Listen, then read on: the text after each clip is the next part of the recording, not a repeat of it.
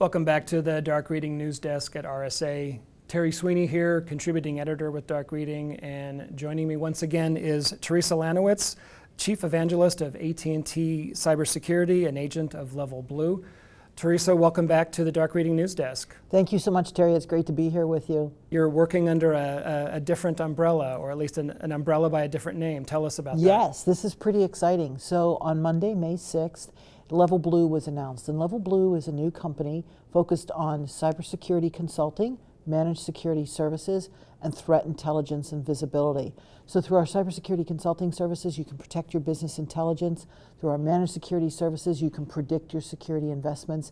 And through our threat intelligence, you have visibility into your environment so that you can mitigate risk and focus on innovation. So those three things together are really a strategic extension of your team. And LevelBlue is an alliance between AT&T and WillGem Ventures. Excellent. That's great context. Of course, you're here, though, to talk about the annual cybersecurity report that you prepare, and we look forward to that every year when you come back to talk to us about it. What were some of the top findings that you discovered in this year's research? This year's research was exceptional. We found a lot of interesting data. This year's report is called the LevelBlue Futures Report, and our focus is on cyber resilience. Okay. So people say, well, what is cyber resilience versus cybersecurity resilience? And if you think of cyber resilience and say, it is about looking at that entire IT estate and how the IT estate can recover from certainly a cyber attack, but also an act of nature, a hurricane, a fire, an earthquake, or some type of man-made accident, and also cope with getting the business back up and running during that time of uncertainty. And then the cybersecurity estate is certainly looking at things from a cybersecurity perspective. How do we remediate from a breach? And an example I like to use is, think of a river with sensors along the river identifying a high water mark. So when the water reaches a certain mark, those sensors would be triggered to announce to people living in the area, evacuate. It might trigger some types of apps to say send out an emergency warning and so on. So from a cyber resilience perspective, let's say a hurricane comes through, destroys all those sensors, but now it is time critical to get those sensors back up and running and get that information out to everybody who needs it. So you're looking at, what does your extended supply chain look like? What is your line of business doing to help? What is maybe your legal department needs to get involved, your finance, your IT department, all these different stakeholders along the way. But those same sensors, let's say an adversary knew there were sensors there, breached it, started to execute a DDoS attack. This is where the cybersecurity team would come in and start with cybersecurity resilience. So those are the differences between cyber resilience and cybersecurity resilience. So what did the data around cyber resilience? So the data around cyber resilience was quite interesting. What we found is that 72% of governance organizations do not understand what cyber resilience is. And that's shocking. It's pretty shocking. It's shocking, but it starts at the top because executives are saying, we don't understand cyber resilience or how to invest in it. They're also saying, cyber resilience versus cybersecurity resilience, what's the difference? And what we're also seeing is that a lot of these new regulations that are coming out, the information that needs to be attained is just not attainable through the automation that we currently have. Sure. So there's a lot of uncertainty around it, but 72% of governance organizations, the people who make up the rules, say, we don't know what this is or how to invest in it. And then what we also found out, another interesting thing is, we know that the IT estate has become unwieldy, but we also know that the evolution of computing is bringing us so much innovation. Think of these use cases such as wearables for medical, so monitoring a patient after surgery, using robots in a manufacturing situation, self-service kiosks at checkout, those types of things. So there's awesome innovation going on. What we found is that 85% of our survey participants said innovation brings more risk, but 74% said, yes, that innovation brings more risk, but the innovation outweighs the risk. So we're going to keep on innovating, and we have to figure out some way to manage that risk. Can you tell us a bit about the sample? Sure, the sample size of the report, this was a global survey.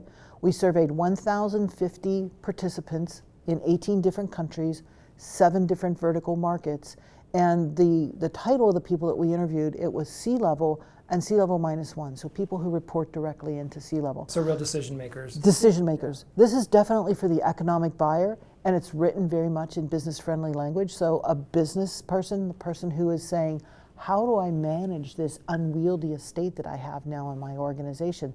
They can pick up this report, read it, walk away with some actionable items. Thanks for giving us the high points. I'm wondering if there were some data points that really surprised you, some data that just was maybe counterintuitive.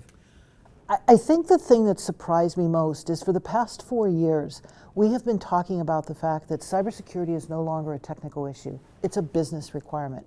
But yet we found that 64% of organizations, of cybersecurity organizations, say they are still in a silo. We know that organizations, that cybersecurity is still an afterthought. 66% say cybersecurity is still an afterthought. So these things that we thought were getting better probably aren't. And here's a shocking one. Only 35% of our survey participants say that they have a formalized incident response plan. Wow.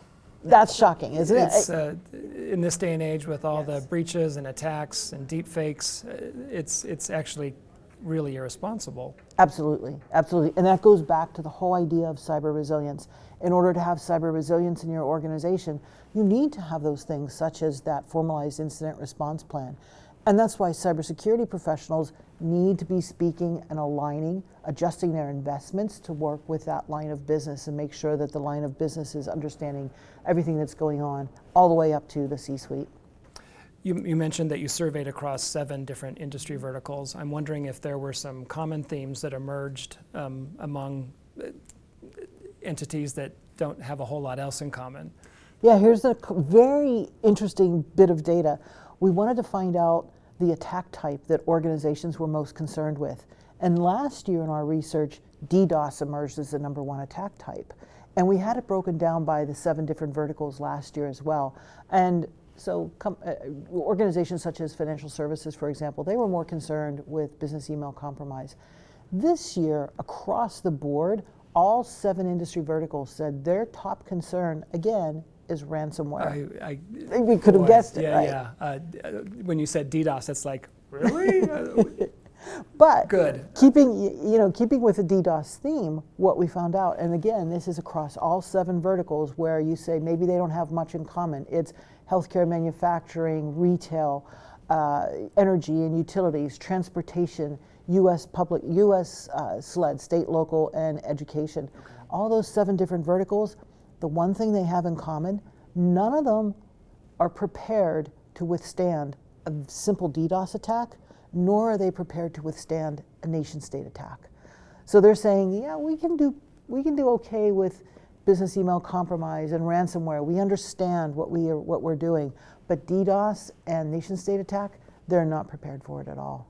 My guess is that they've maybe assessed the potential risk and decided not very likely. I mean, that may be true, but it could be, but you still need to be prepared for those types of things. Agreed. Absolutely. What should organizations be thinking about next with regard to their own cyber resilience? Are there some key pieces there that smart organizations are taking on? I would advise, coming from this research, identify those barriers that are cyber resilience barriers. Be secure by design. It's this matter of saying we need to put security at the front when we're doing our strategy and planning versus bolting it on at the end. And if you do it after the architecture phase, you're largely being reactive. We also saw a lot of organizations say we are bringing in these trusted third-party advisors. So take a look at what you're attempting to do with the innovation in your computing and figure out, is there a consulting team I need to bring in, managed security services, global systems integrator, telco, or so on. So bring in those trusted third-party advisors. And then align your cybersecurity budget with the business needs. So the cybersecurity team and the business, they have to be better aligned. And then go in and overhaul your overall cybersecurity strategy. All right. Well, Theresa, take us out with telling our viewers where they can get a copy of the report. We encourage all of our viewers to come download the report at levelblue.com.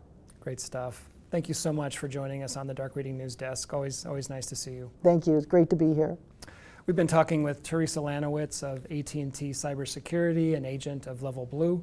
This has been Terry Sweeney for the Dark Reading News Desk. Thanks for joining us for this segment. We'll see you next time.